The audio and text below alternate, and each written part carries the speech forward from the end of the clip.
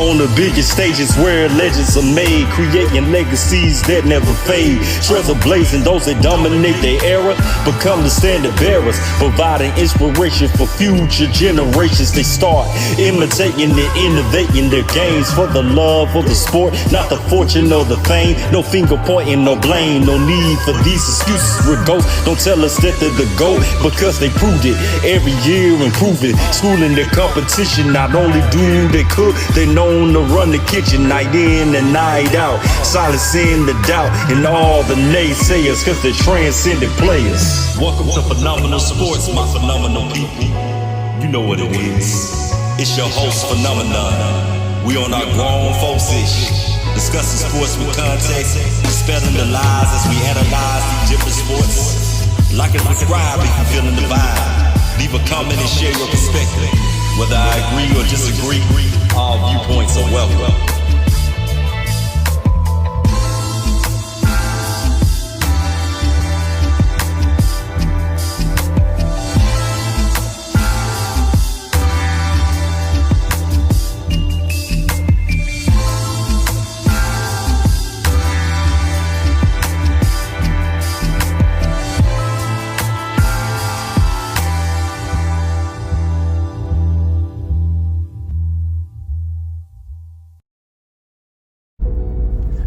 What's good, my phenomenal people? So I've been gone for way too long, but I got something to say. What's wrong with y'all fanboys? The desperation to sit here and make 2K videos to settle your debate. 2K do not simulate accurately.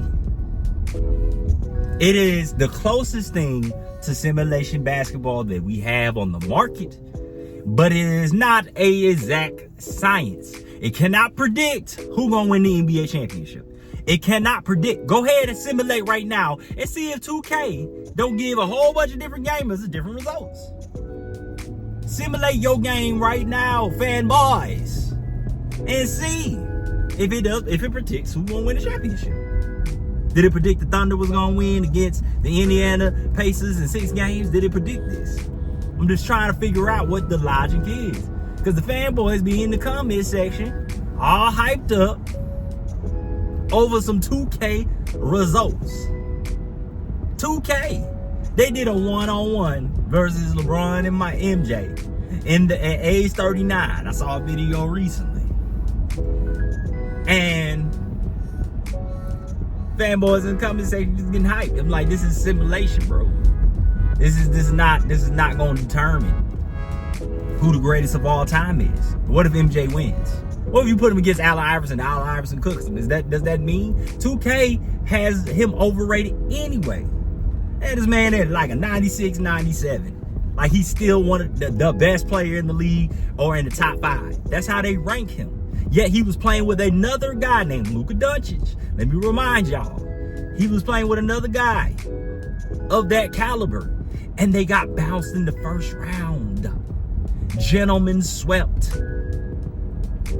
So 2K, what's his real rating?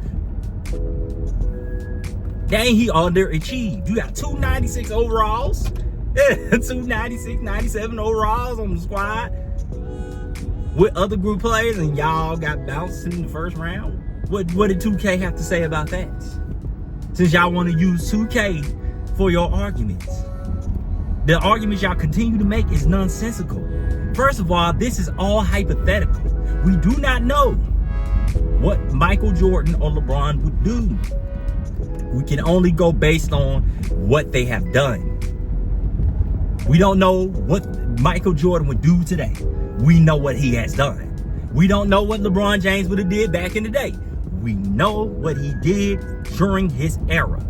That is what I base my debate about. You don't know. LeBron James would have been in a different era where weightlifting was secondary. Where most players, there were guys, Karl Malone, Alonzo Mourning. There were guys that lifted weights, but that was not a priority of theirs. It was more physical. It was a different sport. LeBron would have to play a different style of basketball, and he wouldn't have MJ to be his inspiration. He would not have had those guys to learn from. He would have had to learn from guys from the 60s and 70s, the very era that he claimed is so booty cheeks that Giannis could score 250 points in. That's who he will be learning from. The very guys he spit in the face of. Just like Roman Reigns. Roman Reigns sat there and disrespected the whole Attitude Era. This is what I be talking about. Just know your time is coming, Roman, where they're going to all over your career because they saw you do it. They learned from the best. They have zero respect for what you're doing because you have shown zero respect from those that came before you. When will they learn? Maybe the next generation will be better. Maybe they will learn from when they see the backlash this generation keeps getting and they see what happens. Maybe the generation after that will be like, you know what, that was dumb. Because we learned from previous generations. We learned from previous generations what they did wrong. That's why this generation of basketball players moves differently, because they learned from the previous generation. They saw what happened to them. They saw how organizations treated them. They saw how they was thrown away like trash. They saw all of these different things, and they're just responding to what they saw. They're going to protect themselves. They know the team sees them as an asset, so that's how they view themselves. Don't knock them for that. I knock them for not playing games when you know you can. Because it's a sacrifice you're making. When you play sports, that is a sacrifice. A boxer knows I could die in this ring. A boxer knows when I go home, I might have a black guy busting nose. I might get a concussion. It's a lot of risks that you're taking in exchange for the amount of money that you're getting paid. Capitalize on your brand. That is smart. That is business. They don't want to be broke like some NBA players and past athletes have been. They don't want to be begging their league for medical assistance. They don't want to do that. I do not knock them for that. It's your attitude.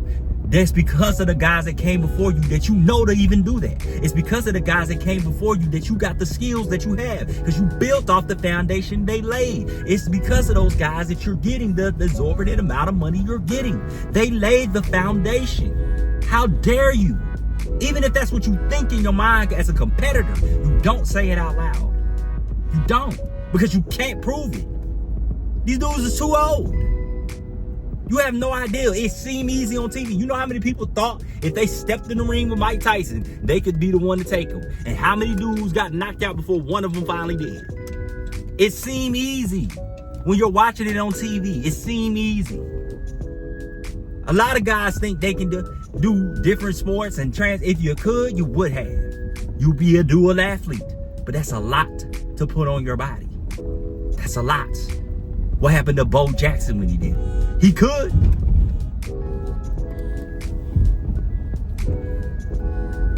Deion Sanders, that rare exception. Most guys can't do it. And even Deion Sanders took certain, he was sparing with it. He picked football over baseball. But he could do it. He had the talent. He had the ability. So I know I just went on a rant and I talked about a different thing, but I'm back. I had to do it. Because this is ridiculous. I still see y'all. Y'all still out there. I'm like, y'all haven't learned y'all lesson yet?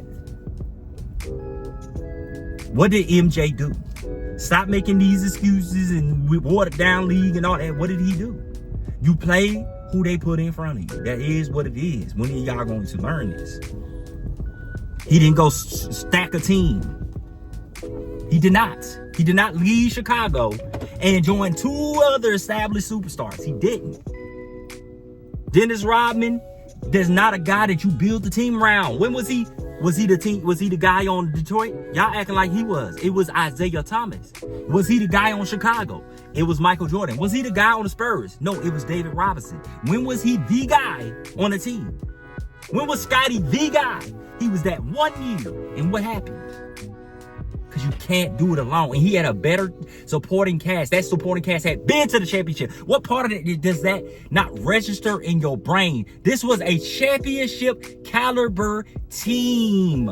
All those guys knew what it took to win championships because they played with MJ. They learned how to be a championship caliber team. Just because one player is gone don't mean that fall off. LeBron did not leave any teams that was championship caliber because he didn't win any in Cleveland. That team never proved it was championship caliber. So, of course, when he leaves, they're going to fall apart. They're not championship caliber. They didn't have a championship level coach. They did not. They were good in the East. They were great, but they got exposed every single time. That's why he joined forces with Dwayne Wade and Chris Bosh. He had the team then, and what happened? He still lost. So when it mattered who you had, LeBron James still would have lost. He keeps showing you this. He loses with Luka Doncic, his bounce. He loses with Anthony Davis. He loses. He has the talent. You can never say that LeBron never had enough, because he did. That's why you make it to 10 finals. It's not because you don't have enough. What? That's what blows my mind. You guys you are nonsensical. You're thinking with your emotions. You're not using the logic and reason. There's nothing wrong with in having emotions in your thought process. It's just human nature. It's going to be some emotions attached to no matter what we do.